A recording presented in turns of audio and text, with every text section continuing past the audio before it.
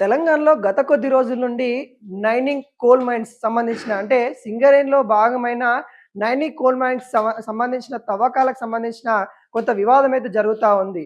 ఈ నేపథ్యంలో అధికారంలో ఉన్న కాంగ్రెస్ పార్టీ, అధికారం కోల్పోయిన బీఆర్ఎస్ పార్టీ మధ్య నేతల మధ్య మాటల యుద్ధం కొనసాగుతా ఉన్న పరిస్థితి కనపడతా ఉంది. ఈ పరిస్థితులలో మరి ఏదైతే ఈ కోల్ మైన్కి సంబంధించిన వాటిలో అనేక విధాలుగా స్కాములు జరుగుతూ ఉంది. కాంగ్రెస్ పార్టీ ఏర్పడిన కాంచెలి సొంత వాళ్ళకి అంటే ఇటు సీఎం రేవంత్ రెడ్డికి సంబంధించిన బామ్మర్దికి మరి టెండర్లు దక్కే విధంగా అటు సీఎం రేవంత్ రెడ్డి, అదేవిధంగా కొంతమంది మంత్రులు ఎవరైతే ఉన్నారో వాళ్ళకి సంబంధించిన సన్నిహితులకి టెండర్లు దక్కే విధంగా మంత్రివర్గంలో ఉన్న నేతలు కూడా ఆలోచిస్తూ ఉన్నారు. ఇట్లా కాంగ్రెస్ మంత్రులందరూ కలిసి కొంత కుంభకోణానికి పాల్పడారు అనే విధంగా ఇటు బీఆర్ఎస్ సీనియర్ నేత ఇటు హరీష్ రావు, ఇటు కేటీఆర్ కూడా ఆరోపించడం అయితే జరిగింది. ఈ విషయాలపైన మరి కేటీఆర్ రేపైతే తెలంగాణ గవర్నర్ అయితే కలిసే అవకాశాలు ఉన్నట్టు కూడా తెలుస్తా ఉన్నాయి. తెలంగాణ గవర్నర్ని కలిసి కాంగ్రెస్ పార్టీ చేస్తా ఉన్న ఏదైతే ఈ టెండర్లకు సంబంధించి విషయాలలో ఈ అంశాలన్నిటిని కూడా ఆధారాలతో సహా మంత్రుల యొక్క పాత్ర, మంత్రులకు సంబంధించిన ఏదైతే అవినీతి జరుగుతూ ఉందో ఏ మంత్రి పాత్ర ఏ విధంగా ఉందనే వాటిపైన పూర్తి ఆధారాలతోని BRS party working president KTR మరి గవర్నర్కి ఇచ్చే అవకాశాలు అయితే కనబడతా ఉన్నాయి. బీఆర్ఎస్ నేతలందరితో కూడా కలిసి గవర్నర్ నివాసానికి వెళ్ళి ఇచ్చే పరిస్థితి కనబడతా ఉంది. ఇప్పటికే డిప్యూటీ సీఎం బట్టి విక్రమార్క మల్లు కూడా అనేక సార్లు వీటి మీద మాట్లాడడం అయితే జరిగింది. ఎందుకంటే తనకు సంబంధించిన శాఖ తన దగ్గరనే ఉంది. అనేక విధాలుగా తను అభివృద్ధి దిశగా మాత్రమే తీసుకెళ్తాను, తెలంగాణ ప్రజల యొక్క ఆత్మ గౌరవమైన సింగరేణిలో ఎటువంటి కూడా అవినీతికి పాల్పడకుండా ఇక్కడ కాపాడే బాధ్యత నా పైన ఉంది, ఖచ్చితంగా నేను కాపాడుకుంటాను. నా యొక్క 40 సంవత్సరాల జీవితకాలం, రాజకీయ జీవితకాలం ఏదైతే ఉందో ఈ జీవితకాలంలో నాకు ఎప్పుడు కూడా మచ్చ రాలేదు. ఈసారి కొన్ని మీడియాలు నా పైన తప్పుడు ప్రచారం చేస్తూ ఉంది అనే విధంగా తను కూడా కొన్ని మీడియా ఛానల్ చేసిన ప్రచారాన్ని కూడా ఖండించిన నేపథ్యం కనబడతా ఉంది. వీటిపైన కూడా కొంత వివాదం అయితే వస్తా ఉన్న నేపథ్యం కనబడతా ఉంది. ఇటు బీఆర్ఎస్ నేతలు కూడా మా దగ్గర సాక్ష్యాలు ఉన్నాయి, మైనింగ్ సంబంధించిన టెండర్లు ఎందుకు క్యాన్సిల్ చేశారు, సింగరేణి సంబంధించిన ఎందుకు అంత వివాదానికి వస్తా ఉందనే వాటిపైన కూడా ఇటు బీఆర్ఎస్ కూడా ఎదురుదారికి దిగిన పరిస్థితి కనబడతా ఉంది.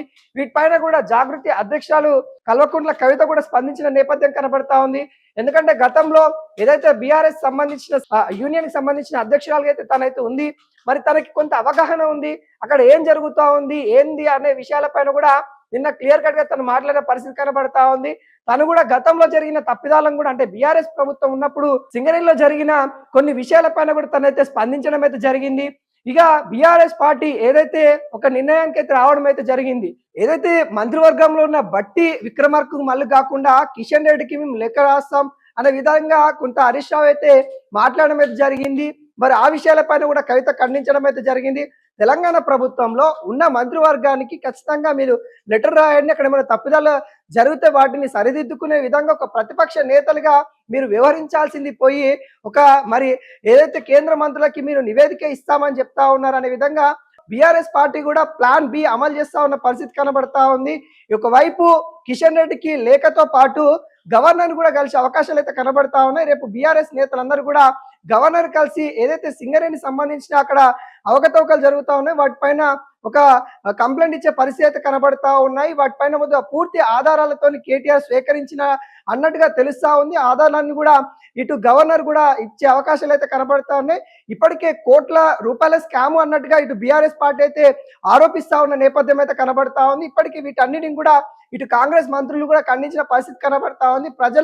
ప్రజలకి ఉపయోగం చేకూర్చే విధంగా, ప్రజల యొక్క ఆత్మగౌరవమైన మరి సింగరేణిని కాపాడుకునే విధంగా మేము ఖచ్చితంగా ఏవైతే టెండర్లు కూడా ఎవరికి కూడా అవినీతి జరగకుండా చేసే బాధ్యత మాది అన్నట్టు కూడా ఇటు మంత్రివర్గం ఉన్న నేతలు అయితే చెప్తా ఉన్నారు. వీటిపైన కోమటిరెడ్డి రాజగోపాల్ రెడ్డి కూడా స్పందించడం అయితే జరిగింది. ఎక్కడ కూడా మాకు విభేదాలు లేవు, మంత్రుల మధ్య కూడా విభేదాలు ఏమీ లేవు, ఆ టెండర్లు ఏదైతే సజావుగా జరగాలని ఇప్పటికే రద్దు చేశామో ఖచ్చితంగా మరోసారి కూడా వాటి టెండర్లకైతే ఖచ్చితంగా పిలుస్తాము, ఆ అంశాలపైన కూడా మేము చర్చిస్తాము, క్యాబినెట్ లో మరోసారి కూడా చర్చ పెట్టుకుంటాము, ఇక్కడ ఎటువంటి అవినీతి జరగకుండా చూసే బాధ్యత అన్నట్టుగా మాదే అన్నట్టుగా ఇటు కోమటిరెడ్డి రాజగోపాల్ రెడ్డి కూడా చెప్పిన పరిస్థితి కనబడతా ఉంది.